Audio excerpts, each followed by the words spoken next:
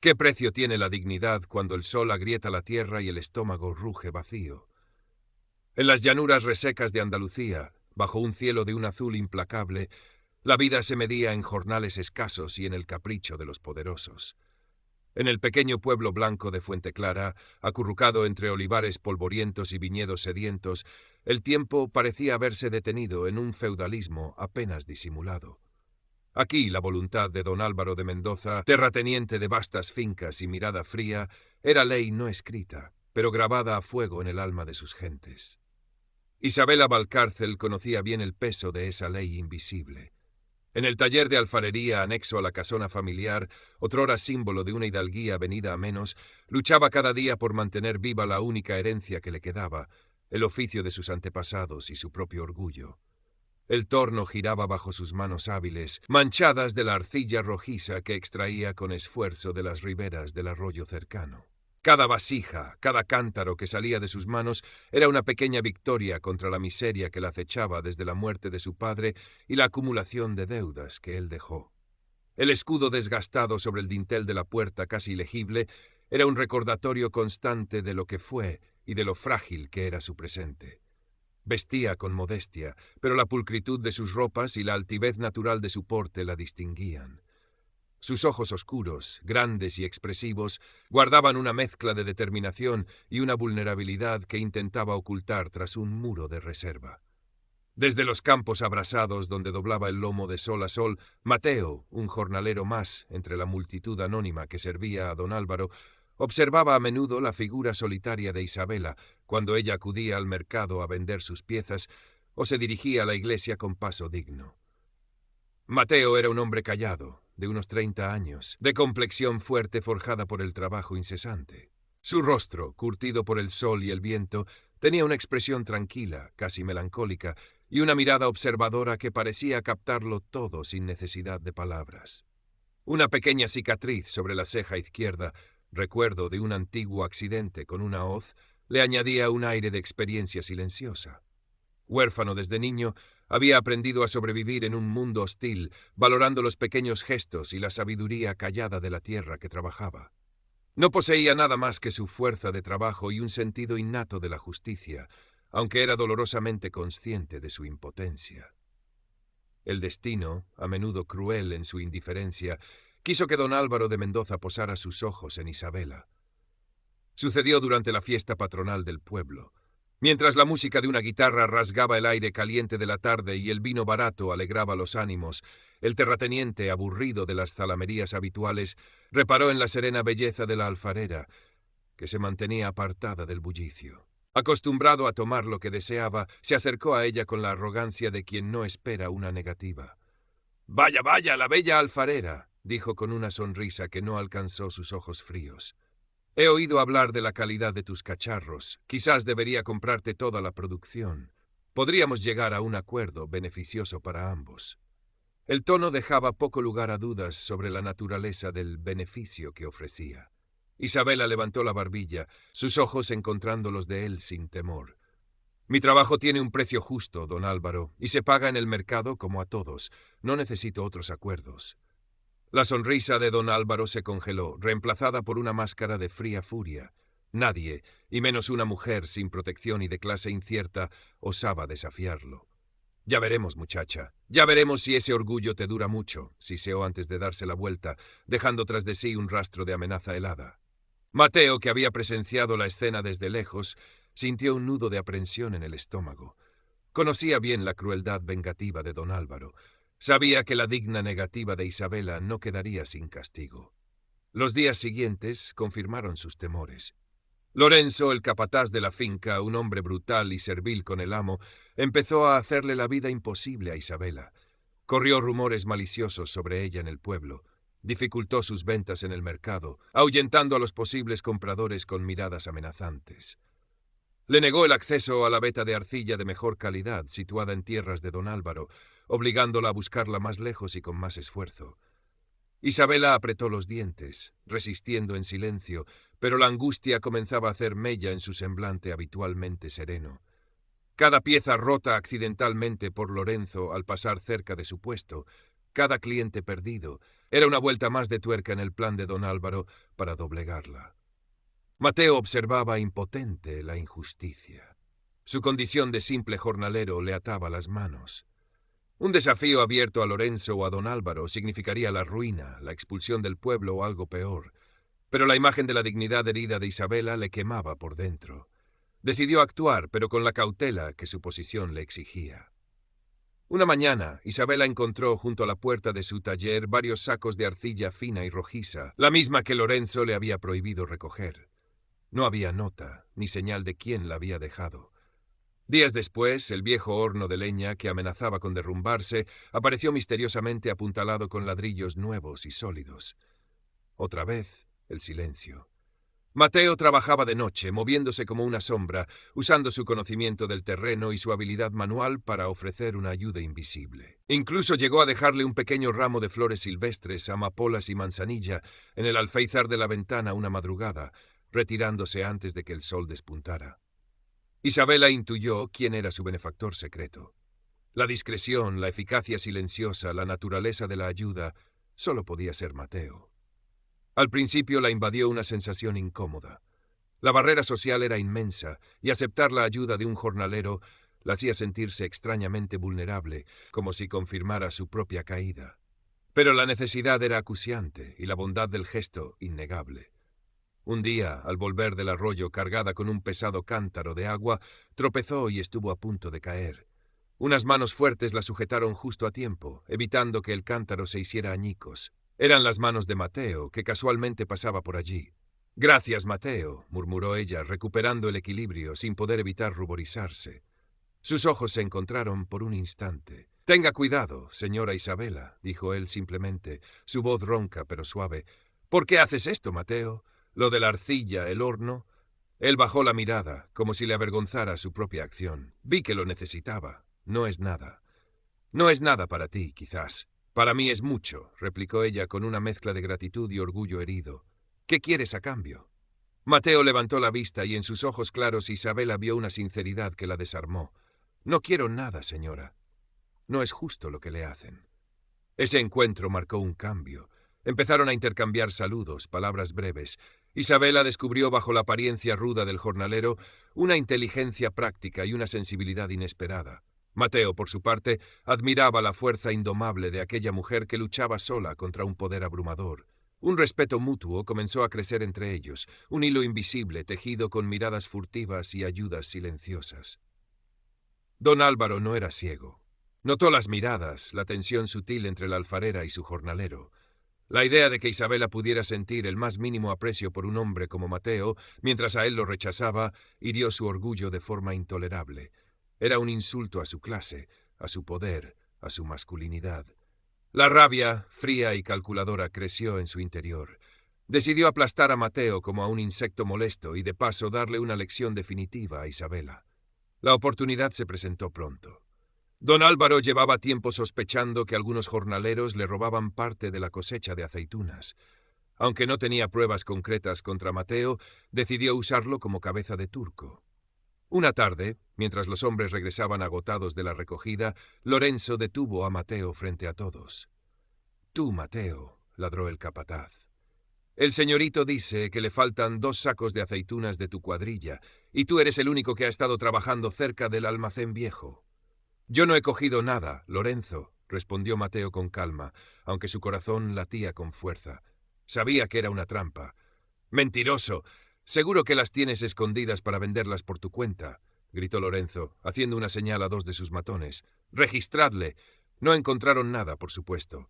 Pero eso no importaba. La acusación ya estaba hecha. «Que aunque no las lleves encima, sabemos que has sido tú», sentenció Lorenzo. «El señorito quiere dar un ejemplo. Lleváoslo detrás del granero». Isabela, que había salido a comprar aceite a la tienda cercana, presenció la escena desde la plaza. Vio cómo arrastraban a Mateo, cómo los otros jornaleros bajaban la mirada, aterrados. Un frío glacial le recorrió la espalda. Corrió hacia allí, pero otros vecinos la detuvieron. «No vayas, Isabela. No puedes hacer nada. Solo te buscarás problemas», le susurró Ana, una anciana vecina que a veces le compraba alguna pieza. Detrás del granero, lejos de miradas indiscretas, Lorenzo y sus hombres golpearon a Mateo con saña. No buscaban matarlo, sino quebrarlo, humillarlo, dejarlo marcado como advertencia para los demás. Mateo apretó los dientes, soportando los golpes con una resistencia silenciosa, negándose a darles la satisfacción de un grito. Cuando lo dejaron tirado en el polvo, sangrando y apenas consciente, Lorenzo escupió cerca de él. Esto es para que aprendas a respetar y a saber cuál es tu lugar. La noche cayó sobre Fuente Clara, densa y opresiva. Isabela, consumida por la angustia y un sentimiento de culpa que no comprendía del todo, esperó a que las calles quedaran desiertas. Con la ayuda de Ana, que le proporcionó ungüentos y vendas, se deslizó como una sombra hasta la parte trasera del granero. Encontró a Mateo acurrucado contra la pared, temblando de frío y dolor. «Mateo», susurró, arrodillándose a su lado. Él abrió los ojos con dificultad. Verla allí, arriesgándose por él, pareció darle fuerzas. «Señora Isabela, no debería estar aquí», musitó con voz débil. «Calla», dijo ella con una suavidad que la sorprendió a sí misma. Con manos temblorosas pero firmes, empezó a limpiar sus heridas. Él se estremeció al contacto, pero no se apartó. Con la ayuda casi imposible de Ana, consiguieron trasladarlo sigilosamente a un pequeño cobertizo abandonado detrás de la casa de la anciana, un lugar relativamente seguro donde nadie iría a buscarlo. Durante los días siguientes, Isabela cuidó de Mateo en secreto. Le llevaba agua, algo de comida que conseguía a duras penas, y curaba sus heridas con las hierbas medicinales que Ana le enseñaba a preparar. Se sentaba a su lado en el silencio del cobertizo, mientras él dormitaba o la miraba con una intensidad que la turbaba. En esas horas robadas al miedo y a la opresión, las barreras sociales se difuminaron. Hablaron poco, pero sus silencios estaban cargados de entendimiento. Isabela vio la profunda nobleza de aquel hombre humilde, su lealtad silenciosa, su fuerza interior. Mateo vio la compasión y la valentía tras el orgullo de Isabela, la calidez que ella intentaba ocultar. Un sentimiento nuevo, poderoso y peligroso nació entre ellos en la penumbra de aquel escondite improvisado. Se dieron cuenta, casi al mismo tiempo, de que lo que sentían iba más allá del respeto o la gratitud. Era algo más hondo, algo que desafiaba el orden del mundo que conocían. Pero don Álvaro no había olvidado. La desaparición de Mateo y la continua, aunque ahora más discreta, resistencia de Isabela alimentaban su obsesión. Sospechaba que ella lo estaba ocultando, y esa idea lo enfurecía aún más. Decidió poner fin a la situación de una vez por todas. Una mañana se presentó en la puerta del taller de Isabela. Su figura alta y robusta bloqueaba la luz del sol. Su rostro era una máscara de determinación implacable. «Se acabó el juego, Isabela», dijo con voz gélida. «Sé que escondes a ese ladrón de Mateo. O vienes conmigo a la hacienda ahora mismo, bajo mi protección, por supuesto», añadió con sarcasmo, «o te denunciaré por encubridora y me aseguraré de que te pudras en la miseria más absoluta. Te doy hasta mañana al amanecer para decidir». El ultimátum cayó sobre Isabela como una losa. La mirada de don Álvaro no dejaba lugar a dudas. Cumpliría su amenaza. La desesperación la atenazó. Corrió al cobertizo donde se ocultaba Mateo. Él ya estaba algo recuperado, aunque aún débil y con las marcas de la paliza visibles. «Mateo, don Álvaro lo sabe todo. Nos ha amenazado. Quiere que vaya a su hacienda, o nos denunciará a ambos», balbuceó ella, con lágrimas de impotencia y rabia en los ojos. Mateo la escuchó en silencio, su rostro endureciéndose. Miró a Isabela. Vio el terror en sus ojos, pero también la chispa de desafío que aún no se había extinguido. Sabía que rendirse no era una opción para ella, ni tampoco para él. «Tenemos que irnos, Isabela», dijo con una calma sorprendente. «Huir de aquí, esta misma noche». «¿Huir? ¿A dónde?» «No tenemos nada, Mateo. Nos encontrarán». «Conozco esta tierra como la palma de mi mano», replicó él, sus ojos brillando con una nueva determinación. «Conozco caminos que ni el diablo sabe. Hay una tormenta anunciada para esta noche. Será nuestra oportunidad. Confía en mí, Isabela». Ella lo miró, vio la convicción en su rostro, la fuerza tranquila que emanaba de él a pesar de sus heridas. Y por primera vez sintió una pequeña llama de esperanza. Asintió. «Confío en ti, Mateo». Pasaron el resto del día preparándose en secreto. Ana les dio algo de pan, queso y un odre con agua. Mateo trazó un plan rápido. Saldrían al anochecer, aprovechando la oscuridad y el posible caos de la tormenta inminente, y se dirigirían hacia las sierras cercanas, un terreno abrupto y difícil donde podrían perderse. Cuando las primeras gotas de lluvia empezaron a golpear los tejados y el viento aullaba entre las callejuelas, Mateo e Isabela se deslizaron fuera del pueblo. Se movían rápido, pegados a las sombras, el corazón latiéndoles desbocado. La tormenta arreció, convirtiendo la noche en un caos de agua y truenos. Pero su huida no pasó desapercibida. Lorenzo, siempre vigilante y sospechando algo, había visto movimientos extraños cerca de la casa de Ana. Alertó a don Álvaro. Montados a caballo, el terrateniente y su capataz salieron en su persecución, sus linternas cortando la oscuridad lluviosa. La persecución fue una pesadilla. El barro les llegaba a los tobillos, la lluvia los cegaba, y el sonido de los cascos de los caballos se acercaba peligrosamente. Mateo guiaba a Isabela con mano firme, tirando de ella, susurrándole palabras de ánimo, usando su conocimiento instintivo del terreno para tomar atajos por senderos resbaladizos y olivares fantasmagóricos iluminados por los relámpagos. Se dirigían hacia un barranco conocido como el Tajo del Diablo, un lugar peligroso que la gente del pueblo evitaba. Mateo sabía que el terreno allí era traicionero, especialmente con la lluvia. Era su única esperanza. ¡Ahí están!, gritó Lorenzo, divisando sus figuras a la luz de un relámpago. Los caballos espoleados acortaron la distancia. Estaban cerca del borde del barranco. Mateo se detuvo un instante, agarrando el brazo de Isabela. «Escúchame», dijo rápidamente, su aliento agitado. Al otro lado de ese pequeño saliente el terreno parece firme, pero es arcilla empapada. Se hunde. Tenemos que rodearlo por la izquierda, rápido. Don Álvaro y Lorenzo llegaban casi sobre ellos. «No escaparéis, malditos», rugió el terrateniente, su rostro desencajado por la furia. Mateo empujó a Isabela hacia la izquierda, siguiendo un estrecho sendero pegado a la pared rocosa. Él la siguió, moviéndose con dificultad a causa de sus heridas.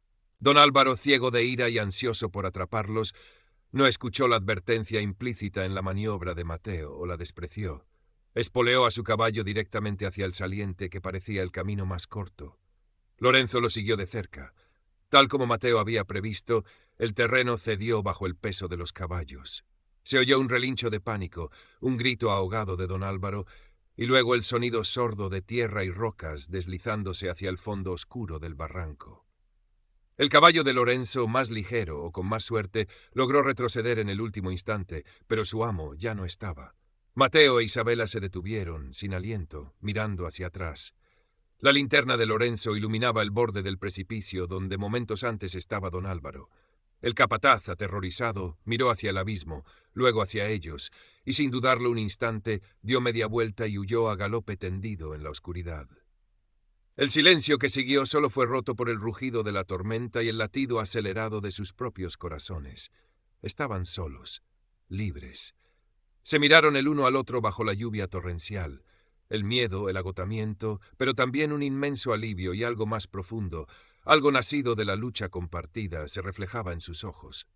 Sin palabras, Mateo tomó la mano de Isabela y juntos se alejaron del Tajo del Diablo, dejando atrás Fuente Clara y la tiranía de don Álvaro, caminando hacia un futuro incierto pero propio. La noticia de la desaparición de don Álvaro corrió como la pólvora en Fuente Clara.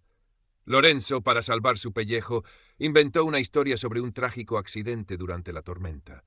Nadie lloró al terrateniente. Un administrador lejano se hizo cargo de las fincas, menos cruel pero igualmente indiferente a la suerte de los jornaleros. La vida en el pueblo siguió su curso, lenta y resignada, pero sin la sombra opresiva del cacique. Lejos de allí, en otra comarca andaluza donde nadie conocía su historia, Mateo e Isabela empezaron una nueva vida. No fue fácil. La pobreza seguía siendo su compañera constante.